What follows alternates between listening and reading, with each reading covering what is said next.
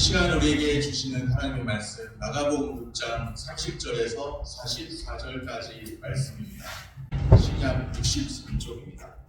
사도들이 예수께 모여 자기들이 행한 것과 가르친 것을 낱낱이 구하니 이르시되 너희는 따로 한적한 곳에 가서 잠깐 쉬어라 하시니 이는 오고 가는 사람이 많아 음식 먹을 겨를도 없습니다. 이에 배를 타고 따로 한적한 곳에 갈새 그들이 가는 것을 보고 많은 사람이 그들인 줄 안지라 모든 고을로부터 도보로 그곳에 달려와 그들보다 먼저 갔더라. 예수께서 나오사 큰 무리를 보시고 그 목자 없는 양 같음으로 인하여 불쌍히 여기사 이에 여러 가지로 가르치시더라.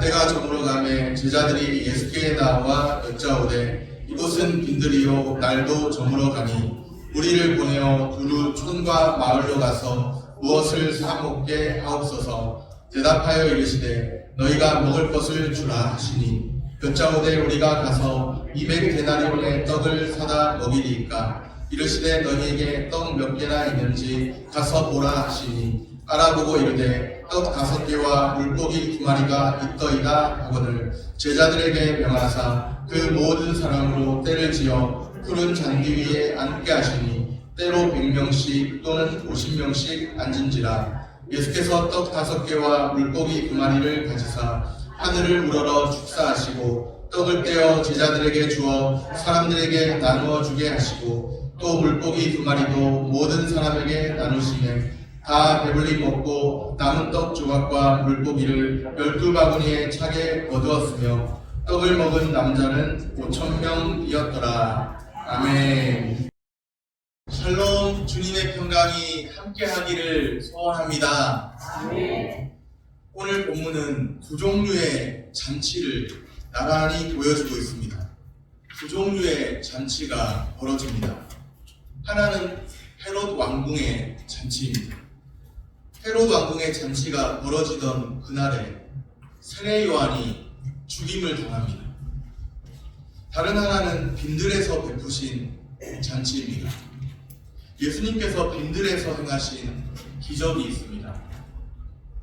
예수님과 제자들 주변에는 사람들이 쉴 새 없이 몰려들었습니다. 그만큼 예수님과 제자들의 삶은 쉴 새 없이 분주한 삶이었죠. 쉴 새 없이 분주한 예수님과 제자들의 삶에 대해 오늘 본문은 잘 표현하고 있습니다. 31절 끝부분에 보면 음식 먹을 겨를도 없습니다. 음식 먹을 겨를도 없었다고 표현합니다. 이것이 예수님을 따라가는 제자들의 삶입니다. 예수님과 제자들의 삶은 음식 먹을 겨를도 없을 정도로 분주한 삶이었습니다. 자기 생활에 얽매여 분주한 것이 아닙니다. 맡겨진 사명을 위해 분주한 삶입니다. 오늘 우리는 무엇을 위해 분주할까요? 생존 경쟁을 위해서 또는 다른 일들을 위해서 치열하고 분주한 삶은 아닐까요? 우리가 진정 분주해야 할 영역은 따로 있는데 하나님 앞에 예배드리고 더 기도하는 일에 열심을 내고 또 경건한 삶을 사는데 열심을 내어야 하는데 다른 일에 분주한 것은 아닐까요? 그렇다면 우리는 예수님께서 하시는 말씀을 주의 깊게 들어야 합니다. 31절에 예수님께서 이렇게 말씀하시죠. 너희는 따로 한적한 곳에 가서 잠깐 쉬어라. 한적한 곳, 헬라어로는 에레모스인데요. 외롭고 적막한 광야를 뜻합니다. 인적이 드문 광야. 지금은 예수님과 제자들은 많은 사람들이 몰려들어서 분주하잖아요. 음식 먹을 겨를도 없을 정도. 그런데 광야로 가서 잠깐 쉬어라. 한적한 곳에서 쉬라고 말씀하십니다. 한적한 곳에서의 쉼은 광야에서의 휴식을 의미하죠. 휴식 가운데 사람들 많이 북적북적 되는데 너무 이렇게 있지 말고 휴식을 취하면서 새로운 힘을 공급받으라고 하시는 말씀이죠. 우리의 참된 휴식이 무엇일까요? 우리 주 예수님께서는 한적한 곳에서 쉬셨습니다. 어떻게 쉬셨나? 한적한 곳에서 하늘 아버지와 교통하셨습니다. 우리의 참된 휴식은 주님 안에서 누리는 안식입니다. 때로는 우리가 사람들과 어울려 분주하게 지내야 할 때가 분명히 있고 또 필요합니다. 사람들과 같이 어울려 있지 않고 그냥 홀로 가만히 맨날 광야에만 있으면, 홀로 그냥 방 안에만 계속 있으면 사람 마음이 피폐해지고 우울해집니다. 사람들 때로는 우리가 같이 어울려 살다 보면 저 사람 보기 싫다 그러는데, 무인도에 따로 있다 보면 저 사람 보지 않아서 좋다, 그게 아니라 오히려 더 마음이 피폐해지고 공허해지고 나중에는 참 이렇게 우울해지고 그렇게 됩니다. 때로는 우리가 사람들과 어울려 분주하게 지내는 것이 분명히 필요합니다. 그래야 우울증도 극복할 수가 있고요. 우울한 사람일수록 사람들과 더 어울려야 돼요. 그런데 분주하게 지내는 것이 필요한 만큼 또한 한적한 곳에서 홀로 있는 시간, 그것도 필요할 때가 있습니다. 한적한 곳에서, 다른 사람들 보지 않는 곳에서 주님과 대면하고 홀로 하나님 앞에서 생각을 정리하고, 그런 시간도 필요하다는 거예요. 일만 하고 그냥 죽어라 일만 하고 쉼을 갖지 못한다면 곧 어떤 상태에 이르게 될까요? 탈진 상태에 이르게 됩니다. 일 중독자는 탈진 상태에 이르게 됩니다. 제가 전에도 한번 말씀드린 적이 있는데, 개미와 배짱이 이야기 아시죠? 원래 개미와 배짱이 이야기는 뭡니까? 개미는 열심히 일하고 또 배짱이는 악기나 띵가띵가 다루고 악기나 다루다가 나중에 추운 겨울이 왔을 때 개미는 잘 저장한 곡식 때문에 잘 살아남았지만 배짱이 다 죽잖아요. 그런데 그 이탄이 있다는 걸 아십니까? 개미는 열심히 일을 하다 보니 일 중독자가 되었어요. 그전에는 배짱이가 이렇게 악기를 연주해 주니까 그걸 듣고 잘 살았는데 배짱이가 죽어버렸잖아요. 그러니까 뭐 계속 일만 하는 거예요. 그럼 어떻게 됐을까요? 나중에 일 중독자가 되어서 개미도 죽었다는 것이 이탄입니다. 일만 하다가 죽게 됩니다. 일 중독자가 돼서 죽게 됩니다. 일을 할 때는 일을 해야 하지만 쉴 때는 쉬도록 우리 하나님이 창조의 질서 속에 그렇게 만들어 놓으셨어요. 일주일 중에 6일을 우리를 위해서 그냥 열심히 일을 하더라도 일주일 중에 하루만큼은 따로 떼어서 주님과 대면하고 더욱더 주님과 교제하는 그런 시간을 갖도록 창조의 6일 또 7일째는 안식할 수 있도록 그렇게 만들어 놓으셨습니다. 일만 하고 쉼을 갖지 못하면 곧 탈진 상태에 이르게 됩니다. 예수님께서는 지금 제자들에게 필요한 것이 무엇인지 잘 아시죠? 우리에게 꼭 필요한 것이 있습니다. 한적한 곳에서의 쉼이 필요합니다. 우리 모두는 다 주님 안에서의 한적한 곳에서의 쉼이 필요합니다. 주님 안에서 한적한 곳에서 쉬는 것은 아무리 해도 탈진하지 않아요. 홀로 있다고 해서 우울증에 걸리지 않습니다. 주님 안에서 한적한 곳에서 쉰다면 주님과 대면하는 그런 시간들을 우리에게 새로운 힘을 주고 새로운 은혜를 공급해 주지 우리를 탈진 상태로 이르게 하지 않습니다. 얼마든지 주님 안에서 한적한 곳에서 쉬는 것은 참으로 중요한 거예요. 우리에게 꼭 필요한 것이 바로 이것이 아닐까요? 한적한 곳에서의 쉼이 필요합니다.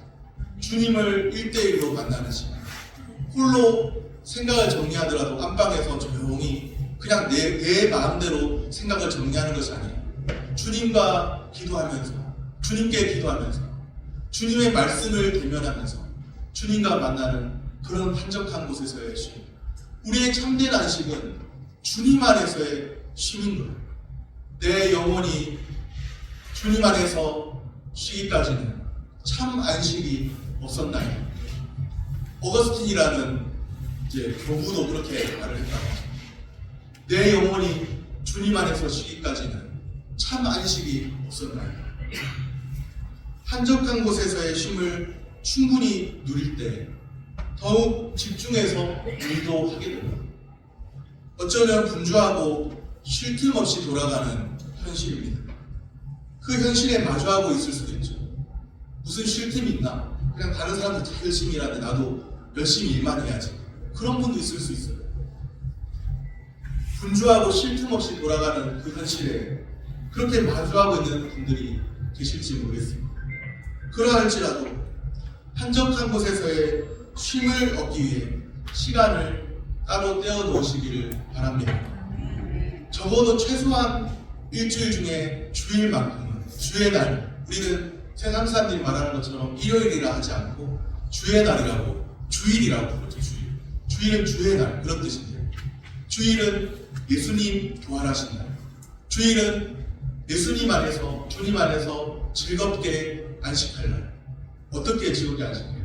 그냥 쉬고 마음껏 자고 그렇게 하면 됩니다. 주일은 주님 안에서 예배드리는 날, 주일은 예수님 부활하신 날, 주일은 주님 안에서 즐겁게 안식할 날, 주일은 주님 앞에 경배하고 예배드리는 날. 그렇게 우리가 시간을 따로 떼어놓아야 돼요. 이 시간만큼은 내가 타협하지 않고, 이 시간만큼은 내가 다른 일주일 중에 6일만큼은 열심히 최선을 다해서 일하고 나의 일들을 할지라도 일주일 중에 하루만큼은, 이 시간만큼은 하나님을 만나야 돼요. 사실은 하루 만나는 것으로는 그렇게 충분하지 않고, 그렇기 때문에 우리가 새벽 기도도 하고 금요 기도도 하고 수요 기도도 하고 이렇게 하는 거 아니에요. 그런데 그래도 최소한 일주일에 하루, 아무리 적어도 하루만큼은 주님을 예배하고 또 주님의 말씀을 듣고 주님 앞에 기도하고 또 전도하고 또 봉사하고 섬기면서 그렇게 안식을 누리시기를 바랍니다. 우리의 참된 쉼은 주님 안에 있다는 것을 꼭 기억하시길 바랍니다. 수고하고 무거운 짐진 자들아, 다 내게로 오라. 내가 너희를 쉬게 하리라. 우리 주님의 약속의 말씀을 기억하시기를 바랍니다.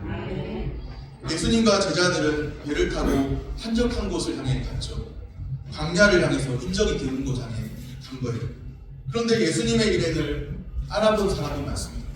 이 인기는 참 어떻게 해야 좋을지 어디를 가도 막 있는 거예요. 예수님과 그의 제자들이 가는 길에 알아보는 사람들이 있는 겁니다. 큰 무리가, 성경에 기록된 대로 보면 큰 무리가 여전히 몰려들었습니다. 한적한 곳을 찾아서 갔는데, 무리를 피해서 갔는데 또 큰 무리가 여전히 몰려들었어요. 예수님께서 큰 무리를 보시면서 귀찮다.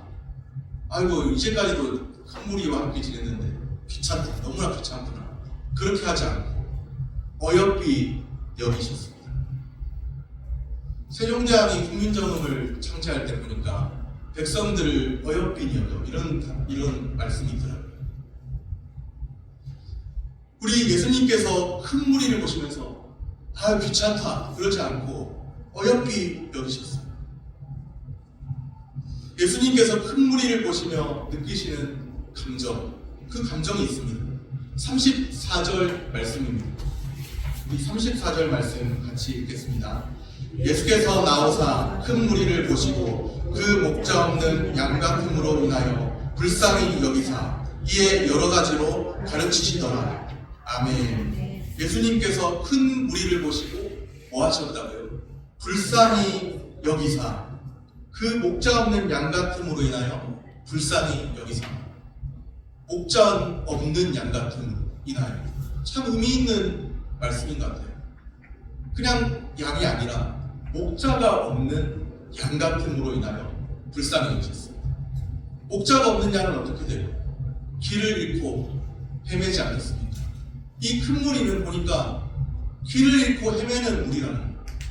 길을 잃고 헤매는 무리들이 참 갈 곳을 몰라서, 그래서 참 어떻게 할 수가 없어서 예수의 소문을 듣고 여전히 광야로 실어가고 있는데, 예수님은 여전히 따라오면서 길을 잃은 무리가 예수님의 소문을 듣고 예수님을 찾아온 거예요. 그 목자 없는 양 같은 무리가 길을 잃고 헤매는 저들을 불쌍히 여기셨습니다. 주님이 우리를 불쌍히 여기시니, 불쌍히 여겨주시니 은혜입니다.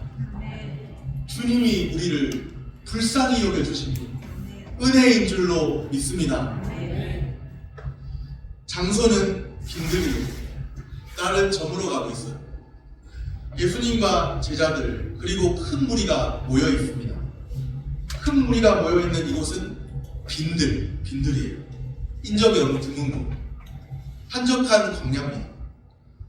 그들도 사람인지라 줄이고 목마를 때 먹어야 되죠. 그들에게 먹을 것이 필요했죠. 그런데 빈들 어떤 곳입니까? 먹을 것을 제공하기에는 적합한 장소가 사실 아닙니다. 그런데 줄이니까 어떻게 하겠어요? 제자들이 말하는 거죠. 36절 말씀입니다. 무리를 보내어 두루 촌과 마을로 가서, 여긴 없으니까 촌과 마을로 가서 무엇을 사 먹게 하옵소서. 제자들은 아주 합리적인 제안을 예수님께 하고 있죠. 예수님, 여기는 빈들이니까 먹을 것이 없지 않습니까? 무리를 보내서 촌과 마을로 가서 먹을 것을 사 먹게 해야 줄임을 면하지 않겠습니까? 그런데 예수님의 대답이 뜻밖입니다. 37절에 보면 너희가 먹을 것을 주라. 예수님의 주특기가 발동했습니다. 예상치 못한 질문 던지기. 언젠가 주님께 불평하며 따지는데 예상치 못한 질문을 나에게 하시다. 하느님, 주님은 저의 뜻과 계획을 다 아시면서 어떻게 미리 앞서서 행하시는 주님이 제 길을 열어주지 않으세요? 어떻게 이렇게 기도를 해야만, 이렇게 불평하면서 따져야만 주님 들어주시는 거예요? 했더니 예상치 못하게 나는 너의 뜻과 계획을 다 아는데 너는 나의 뜻과 계획을 아느냐? 그렇게 물으시는 거예요. 아유, 깜짝 놀랐죠. 기도해야 될 이유가 이거구나. 나는 너의 뜻과 계획을 아는, 하나님은 나의 뜻과 계획을 다 아시지만 그런데 나는 주님의 뜻과 계획을 모른다는 거예요. 주님이 그것을 지적하시더라고요. 열심히 기도하는 거예요. 아, 그렇구나. 나는 주님의 뜻과 계획을 모르는 거예요. 그러면서 더 기도해야 될 이유가 있구나. 주님은 때로 우리가 예상치 못한 질문 던지기에 달인이십니다. 달인이에요, 달인. 바리새인들, 서기관들 예수님께 막 도전하면서 질문했는데 이 동전이 누구의 겁니까? 질문했는데 예상치 못한 답을 주시고 그랬었죠.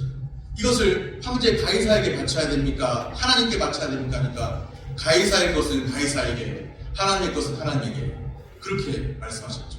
예상치 못한 질문과 답변을 던지는 달인이십니다.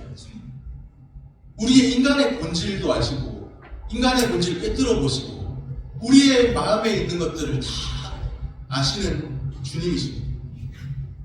예수님의 말씀은 제자들을 놀라게 하고 당황하게 한 것 같습니다. 제자들이 반문하죠. 우리가 가서 먹이니까 너희가 주라 했잖아요.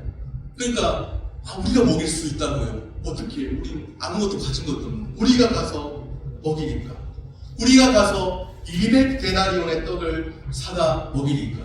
200데나리온의 떡, 한 데나리온이 얼마인지 많이 설교를 들어보셔서 아시죠?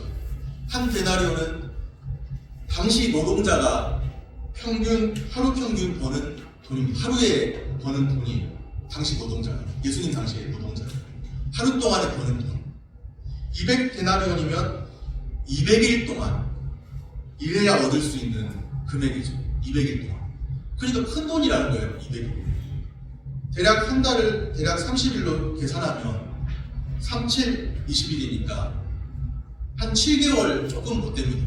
7개월 조금 못 돼요. 계산해보면 7개월 조금 안 되는, 그러나 그만큼 많이 일해야 얻을 수 있는, 6개월이라 치고 6점 며칠이라 칠 때 그냥 뒤에 떼버리고 6개월이라 치고 6개월 정도 열심히 일해야, 6개월 동안 막 모아야, 반년을 모아야 벌 수 있는 큰 금액이라는 거예요. 200데나리온. 200데나리온이 1년에 반년 정도를 막 모아야 벌 수 있는 큰 돈인데, 그런데 제자들에게 너희가 먹을 것을 주라니까 얼마나 놀랐습니까? 하루 벌어서 먹고 살기도 제자들 쉽지 않을 것 같은데 6개월 6개월 동안 벌어야 겨우겨우 얻을 수 있는 그 큰 금액으로 사람들을 먹이라니. 도무지 계산기를 두드려도 인간의 계산으로는 답이 안 나와요. 답이 안 나오는 현실에 부딪혔습니다. 예수님의 말씀을 듣고 더 그냥 패닉 상태에 빠졌죠. 도무지 답이 안 나와요. 아니 우리가 먹이라고. 우리가 할 수 있다고. 200데나리온이나 되는 6개월이나 되는 6개월 동안 모아야 되는 그 큰 금액을 지금 아무것도 없는데 우리 보고 먹이라고. 아무리 계산해도 계산기를 두드리고 이렇게 생각을 짜맞추고 저렇게 짜맞추고 해도 답이 안 나오는 그런 현실에 부딪혔습니다. 그런데 제자들이 계산에 넣지 못한 것 하나 있습니다. 사실은 이 명령을 주시는 분, 이렇게 명령을 내리신 분이 하시겠다는 겁니다. 지금 불합리해 보이는 명령을 내리고 계시는 분이 계십니다. 인간의 생각으로는 불합리해 보이는 명령을 내리고 계시는 분이에요. 아무것도 없잖아요. 없는데 6개월 동안 일해야 되는 그 큰 금액이 어디 있습니까? 지금 불합리해 보이는 명령을 내리고 계시는 분이 거기에 계십니다. 빈들에서 목자 없는 양 같은 우리의 필요를 공급해 주실 수 있는 분이 거기에 계십니다. 목자 없는 양 같은 우리를 보시며 불쌍히 여기신 분이 거기에 계십니다. 길을 잃은 양들을 그 주림을 참아보지 못해서 안타까워하시는 그분이 거기에 계십니다. 영혼의 참목자이신 예수님이십니다. 영혼의 참목자이신 예수님께서 거기에 계십니다.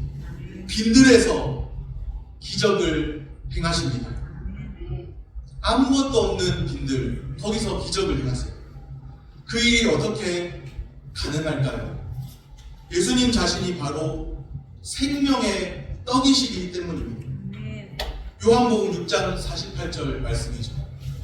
내가 곧 생명의 떡이니라. 요한복음 6장 48절에 내가 곧 생명의 떡이니라. 하늘에서 내려오는 산떡, 생명의 떡이 있다는 거예요. 예수 그리스도의 그 생명의 떡이신 예수 그리스도를 먹는 자는 살게 될 것입니다. 예수님이 생명의 떡이십니다. 영혼의 참 목자가 되시고 생명의 떡이신 예수님이십니다. 생명의 떡이신 예수님께 나와야죠. 현실의 문제에 부딪혔을 때, 현실의 벽에 부딪혔을 때 생명의 떡이신 예수님께 나와야 생명을 공급받죠. 현실의 문제에 부딪히고 자신의 계산기로 아무리 두드려도 답이 안 나오는데 자기 생각으로 정리하면 길이 보이겠습니까? 자신의 한계에 부딪힐 뿐이죠. 현실의 벽에 부딪힐 때 영혼을 불쌍히 여기사 목자 없는 양 같음으로 인하여 불쌍히 여기신 그 예수님께 나오고 생명의 떡이라 말씀하신 그 예수님께 나와야죠. 답이 어디 있습니까? 내가 곧 길이요 진리요 생명이니 나로 말미암지 않고는 아버지께로 올 자가 없느니라. 예수님이 유일한 길이십니다. 예수님이 유일한 답이십니다. 생명의 떡이신 그분이 생명의 교통을 우리 주님과 나누게 하는 유일한 답이세요. 다른 데서 길을 찾고 다른 데서 답을 찾고 내 생각으로 정리해서 어떻게 해보려 하지 말고 생명의 떡이신 주님 앞에 나와야 합니다. 영혼의 참 목자이시며 생명의 떡이신 예수님이십니다. 다른 길 없습니다. 생명의 떡이신 예수님을 만나는 것만이 유일한 길이고 답이고 생명을 누리는 길인 줄로 믿습니다. 생명의 떡이신 예수님께 나오면 귀찮다 그러지 않고 한 사람의 예외도 없이 목자 없는 양 같음으로 인하여 불쌍히 여기사 우리 삶에 길을 열어주시고 길을 내시고 생명을 누리는 역사가 있게 될 줄로 믿습니다. 빈들에서 행하신 기적은 오병이어를 통해 나타났습니다. 오병이어가 뭔가요? 보리떡 5개, 물고기 2마리. 이것을 이제 우리는 사자성어로 오병이어라고 해요. 5개, 다섯 오죠. 그리고 떡병자, 보리떡 5개, 물고기 이제 어포 하잖아요. 어포. 그리고 이는 두 마리니까 보리떡 5개, 물고기 2마리, 오병이어입니다. 우리가 주일학교 때도 많이 들었어요. 유초등부 주일학교 때도 오병이. 그런데 그 오병이어가 뭔지 아십니까? 보리떡 5개, 물고기 2마리. 이 오병이어는 한 어린아이가 먹으려고 소유했던 분량, 한 어린아이가 먹으려고 쌓은 도시락 분량, 그 정도라는 거예요.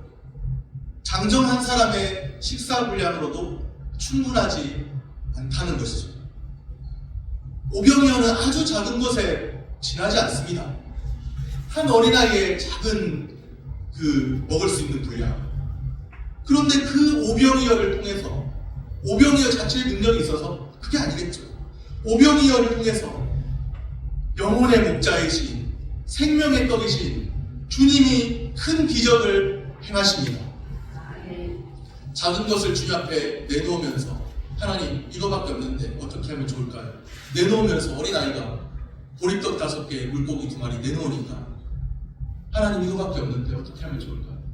그럴 때 주님이 하나님께 물을 때, 우리 주 예수님께 물을 때 길을 여시는 거예요. 답을 내시는 거예요. 42절 말씀입니다. 다 배불리 먹고, 거기에 모인 사람이 한두 명이에요. 한두 명이 아니잖아요. 다 배불리 먹었습니다. 몇 명이 먹었나요? 떡을 먹은 남자의 숫자가 5,000명입니다. 44절 말씀입니다. 떡을 먹은 남자는 5,000명이었더라. 여기서 중요한 게 남자입니다. 떡을 먹은 남자는 5,000명이었더라.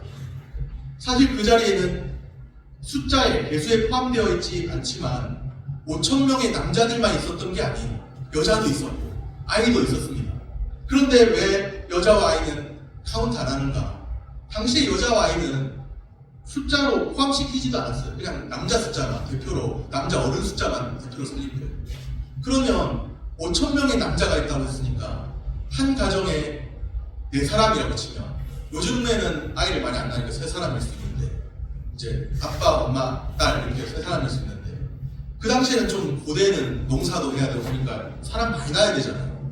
뭐 6남매도 있잖아요. 그러나 이제 대략 4사람이었을 때, 한 가정은 4사람 낳을 때, 4사람씩 계산할 때 예수님께서 먹이신 사람이 어느 정도 있느냐? 남자 5,000명을 곱하면 4 곱하기 5,000 하면 모두 합해서 대략 2만 명 정도가 아니었을까? 대략인 거예요. 대략적인 숫자. 2만 명은 알 수 없어요. 그냥 먹은 남자의 숫자가 5,000명이다. 여자와 아이는 카운트가 안 됐다. 그런 것인데, 그 많은 사람들이 다 배불리 먹을 정도, 아무것도 없었잖아요. 빈들에서 겨우겨우 아이가 쌓은 어떤 오병이어, 보리떡 5개, 물고기 2마리밖에 없었지 않습니까? 아무것도 없는 거예요. 사실 아무것도 없다고 봐야 해요. 그런 아무것도 없는 그곳에 기적이 행해졌습니다. 그 많은 사람들이 다 배불리 먹을 수 있는, 줄인 영혼들의 배를 채우는 역사가 나타났습니다. 그런데 오병이어의 기적은 떡을 먹은 사람이 5,000명이다, 2만 명이다, 그런 현상적 결과로만 끝나는 것이 아니에요. 오병이어의 기적은 생명의 떡으로 오신 예수님에게로 우리의 시선을 고정시킵니다.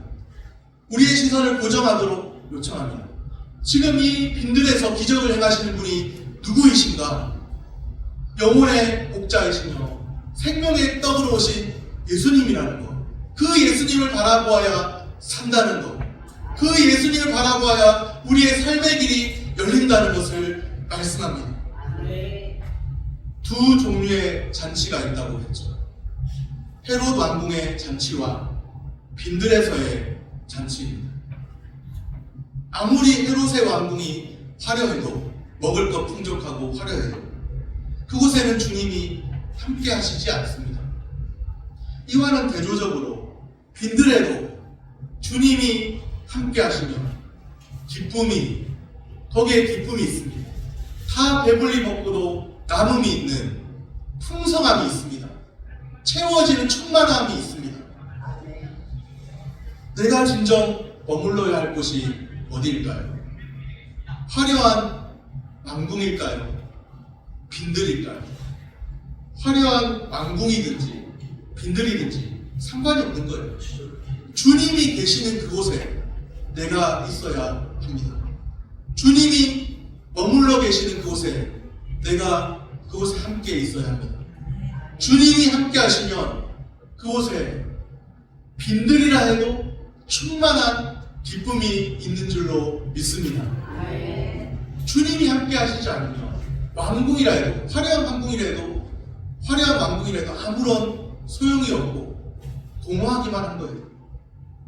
오직 주님이 함께 하시는 곳에 머물러서 충만한 기쁨을 누리시기를 축복합니다. 말씀을 정리합니다. 한적한 곳에서의 쉼이 필요합니다. 생명의 떡이신 예수님께 나와야 합니다. 우리의 첫 목자이시고 생명의 떡이신 예수님이십니다. 빈들에도 주님이 함께 하시면 충만한 기쁨이 있습니다. 생명의 떡으로 오신 주님을 인격적으로 만나고 충만한 기쁨을 더욱 누리시기를 축복합니다. 기도하겠습니다.